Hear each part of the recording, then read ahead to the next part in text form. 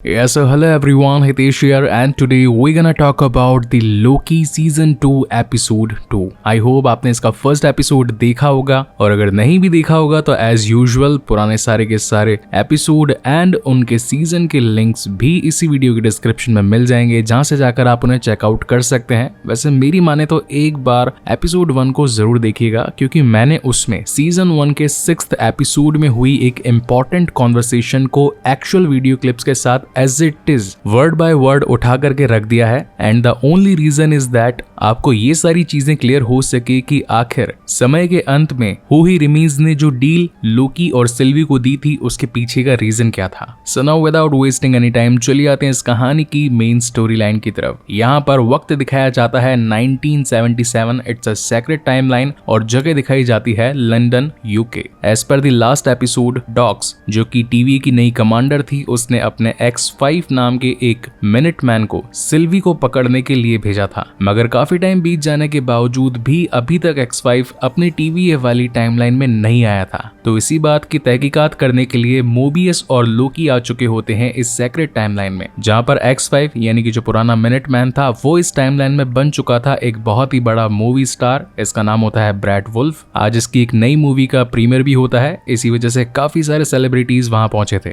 खैर बाकी के लोग तो ब्रैड की सच्चाई नहीं जानते थे, लेकिन जैसे ही मोबियस और लोकी वहां पहुंचते हैं तो ब्रैड की हालत पतली हो जाती है, क्योंकि वो तो इस बात को जानता था कि ये मुझे वापस ले जाने के लिए आए हैं अपनी टीवी वाली जिंदगी में। तो यहाँ पर वो इन्हें बातों में बहलाता फुसलाता है और बोलता है कि मैं तुम्हारे लिए एक ड्रिंक लेकर आता हूँ, और इतने में ही पीछे का दरवाजा खोलकर भागने की कोशिश करता है, जिसके पीछे लोकी और मोबियस दोनों लग जाते हैं। और यहाँ पर इस चेज में हमें लोकी की बहुत सारी पावर्स देखने को मिलती है, जैसे कि ग्रीन लाइट ब्लास्ट। इसी के साथ उसे धोखा देने के लिए अपने बहुत ही सारे वेरिएंट्स, हालांकि होते तो ये सारे लोकी के प्रोटोटाइप हैं, जो कि एट द एंड ब्रैड को पकड़ ही लेते हैं। इसी के साथ एक और पावर दिखाई जाती है जहां पर लोकी अपने शैडो का यूज करता है। इनफैक्ट वही पुराना लेजेंडरी कॉस्ट्यूम भी दिखाया जाता है, जिसमें मतलब उसका कैप होता है, बड़े वाले 2 सींग होते हैं, और कंक्लूजन में ये निकलता है कि ये दोनों मिलकर ब्रैड को पकड़कर टीवीए की एक्चुअल टाइमलाइन में ले आते हैं। अब लास्ट वाले एपिसोड में मुझसे गड़बड़ ये हो गई थी कि मैंने X5 को D90 समझ लिया था, तो ये दोनों को अभी बता देता हूँ कि ये दोनों अलग अलग हैं। D90 बेसिकली हंटर B15 का फ्रेंड होता है, जो कि भी X5 को पकड़कर जेल में डाल चुका होता है। मतलब इनका एक अलग ही सेल होता है, यहाँ पर इंटेरोगेशन वगैरह भी किया जाता है। उसे जेल में डाल देने के साथ साथ इन्हें उसका एक टैम्पैड भी मिलता है, मगर उस टैम्पैड के साथ में ऑलरेडी ब्रैड ने छेड़खानी कर दी होती है। तो अब इसे ठीक करने के लिए ये दोनों अगेन पहुंचते हैं औरोबोरस यानी कि ओबी के पास में, मगर इस वक्त ओबी एक नई प्रॉब्लम से जूझ रहा था, और वो प्रॉब्लम थी टेम्परल लूम के ओवरलोड हो जाने की। यहाँ पर एक फनी मूवमेंट भी होता है। बेसिकली ये दोनों कहते हैं कि यार ओबी इसे ठीक कर दो, यहाँ पर ये हमें X5 से मिला है और उसने इसमें कुछ कारस्तानी कर दी है। जिस पर ओबी कहता है कि अगर ब्रह्मांड को खत्म करने से ये वाला काम ज्यादा इंपॉर्टेंट है तो मैं पहले इसे कर देता हूँ। जिस पर ये दोनों कहते हैं कि नहीं भाई, तुम अपने टेम्परल लूम वाले एक्सट्रैक्टर मशीन पर जो काम कर रहे हो उसे करते रहो, इसे हम दोनों ही ठीक कर लेंगे। अब इन्हें आता जाता तो कुछ नहीं है, इसलिए ये लोग आ जाते हैं वापस से अपने ऑफिस में, जहाँ पर इनका सिटिंग एरिया होता है, और पढ़ने लगते हैं ओबी द्वारा बनाया गया टीवीए का गाइड बुक। हालांकि काफी कोशिशों के बावजूद भी ये उस टैम्पैड को ठीक नहीं कर पाते, और डिसाइड करते हैं कि डायरेक्ट ले जाएंगे X5 के पास में और उसी से पूछेंगे कि आखिर तुमने इस मशीन के साथ किया क्या, और उस पुरानी वाली टाइमलाइन में यानी कि यूके वाली 1977 में जाकर तुमने सिल्वी को ढूंढा या नहीं ढूंढा, या फिर कहीं उसे जान से तो नहीं मार दिया। लेकिन यहाँ ब्रैड जो कि अपने एटीट्यूड में था वो कुछ बोलने को तैयार ही नहीं था। इनफैक्ट उसने मोबियस की भी इंसल्ट करी और फिर लोकी को भी बहुत बुरा भला बोला। हालांकि ये दोनों पहले ही डिसाइड करके आए थे कि ब्रैड इन्हें चाहे कितना भी गुस्सा दिलाए मगर ये उससे सच उगलवा कर ही रहेंगे।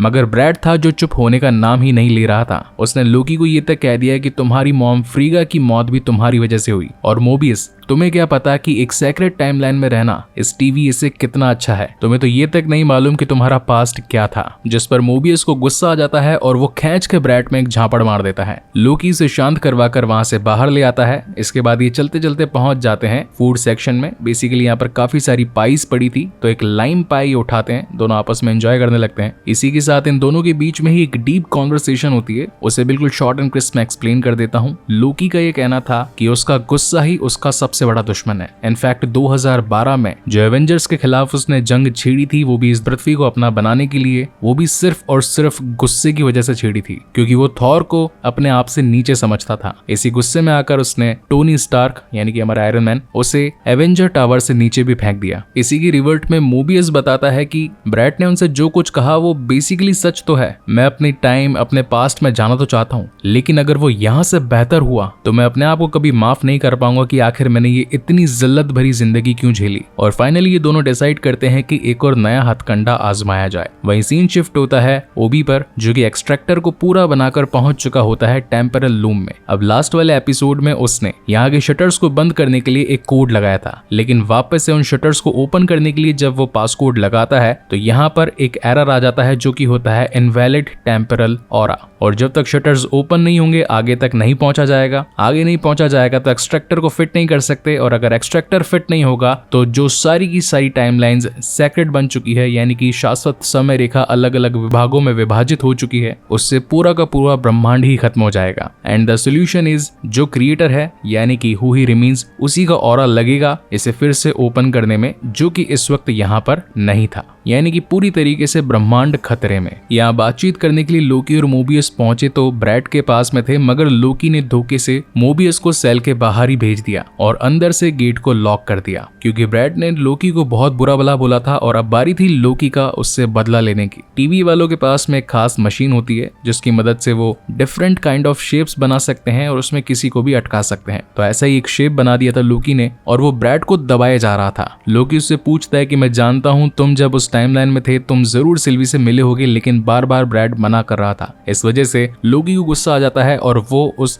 शेप को बहुत ही ज्यादा कंप्रेस कर देता है। बेचारा ब्रैड पूरी तरीके से सिकुड़ चुका था और एट द एंड उसे बताना ही पड़ता है कि हाँ सिल्वी जिंदा है, वो उससे मिला जरूर था लेकिन वो अपनी लाइफ को वहां पर एंजॉय करने लगा था और यही रीजन था कि वापस टीवीए में नहीं आया। खैर ये तो लोकी और मोबियस की चाल थी। इसके बाद मोबियस भी वहां पर आ जाता है और ब्रैड के इस सच्चाई बता देने के बाद में ब्रैड को अपने साथ ही सिल्वी की टाइमलाइन में लेकर चला जाता है। समय दिखाया जाता है 1982, जगह होती है ब्रॉक्सटोन ओक्लाहोमा। ये वही मैकडॉनल्ड्स होता है जहां पर इस वक्त सिल्वी एज अ वेटर काम कर रही थी। अब लोकी जिसका पहले भी दिल टूट चुका था तो इस बार काफी समय के बाद ये मिलने वाले थे, तो ये इन दोनों को यहाँ पर रुकने के लिए कहता है और खुद अकेला उससे मिलने के लिए चला जाता है। खैर इन दोनों की जब आंखें मिलती है तो काफी एक सैड सा मोमेंट था, क्योंकि बहुत सालों के बाद में एक दूसरे से मिल रहे थे। लास्ट टाइम ये जब मिले थे तब एक खून हो चुका था, यानी कि सिल्वी ने हु ही रिमेन्स को तलवार घुपकर मार दिया था और लोकी को टीवीए में धक्का दे दिया था। खैर अब जो मेन मुद्दा था जिसके लिए लोकी यहाँ पर आया था वो सिल्वी से कहता है कि टीवीए और इसी के साथ पूरा का पूरा ब्रह्मांड खतरे में है, क्योंकि हु ही रिमेन्स ही था जिसने इस टाइमलाइन को बिल्कुल एक्यूरेट वे में जमा कर रखा हुआ था, लेकिन तुम्हारे उसे मार देने के बाद में वो टाइमलाइन पूरी तरीके से टुकड़ों में बट चुकी है। और जब मैंने उसे ठीक करने की कोशिश करी और बाकी आने वाले वेरिएंट्स के लिए अपने आप और टीवीए को तैयार कर रहा था, तब मैंने अपने फ्यूचर में तुम्हें टीवीए में देखा। तो मैं जानना चाहता हूँ कि आखिर तुम टीवीए से रिलेटेड क्या बातें जानती हो और फ्यूचर में वहां पर क्यों आओगी। एक तरफ जहाँ इनकी बातें चल रही थी वहीं दूर बैठे मोबियस और ब्रैड मैकडॉनल्ड्स के फूड को एंजॉय कर रहे थे, जहाँ पर ब्रैड का कहना था कि यार जितना जल्दी हो सके हमें निकलना चाहिए, नहीं तो एक काम करो इन दोनों को यहीं छोड़ो, हम दोनों आगे जाते हैं। मोबियस उसका उतावलापन देखकर सोचने लगता है कि ये यहाँ से जाना चाहता है, इसका मतलब जरूर कुछ ना कुछ तो पंगा है। तो वो ब्रैड को इन दोनों के सामने ले आता है जहाँ पर सिल्वी अपनी पावर्स का यूज करती है और इन सभी को ये मालूम चलता है कि डॉक्स जो कि टीवी के अंदर टाइमलाइन के जितनी भी सेक्रेट पोर्शंस हुए हैं उन्हें खत्म करने के लिए अपने मिनटमैन्स को भेजकर बम लगा रही है। एक वक्त हुआ करता था जहां पर सिर्फ एक वेरिएंट को खत्म करके उस टाइमलाइन को ठीक कर दिया जाता था, मगर इस बार पूरी की पूरी टाइमलाइन में जितनी भी million billions of people as a living being exist कर रहे हैं उसे ही खत्म कर रहे हैं। इनफैक्ट यहाँ भी थोड़ी देर में मिनटमैन पहुंचने वाले हैं इस पूरी टाइमलाइन को खत्म करने के लिए। अब कहीं मासूमों की जाने ना चली जाए, इसलिए ये लोग टीवीए पहुंचकर कमांडर डॉक्स को रोकने की कोशिश करते हैं। अब ये सीन इस पूरे एपिसोड का one of the best scene था, क्योंकि यहाँ पर सभी मिनटमैन एक एक पोर्टल खोलकर सेक्रेट टाइमलाइंस में जाकर वहां पर बहुत सारे बॉम्ब लगा रहे थे, जहां पर ये तीनों मिलकर यानी कि मोबियस, लोकी और सिल्वी अपने दिमाग से और अपनी मैजिकल पावर से इन सभी मिनटमैन को रोकते हैं। इनफैक्ट बहुत शानदार फाइट भी होती है और अब लगने लगा था कि हाँ यार काफी टाइम के बाद में मार्वल का कुछ कंटेंट देख रहे हैं। हालांकि बहुत सारी टाइमलाइंस को इरेज होने से बचा लिया जाता है, मगर जो इरेज हो चुकी थी उसमें बहुत सारे मासूम लोगों की जाने गई थी और इस बात के पूरे एनालिटिक्स ये टीवी के टाइमलाइन वाली टीवी पर देख सकते थे।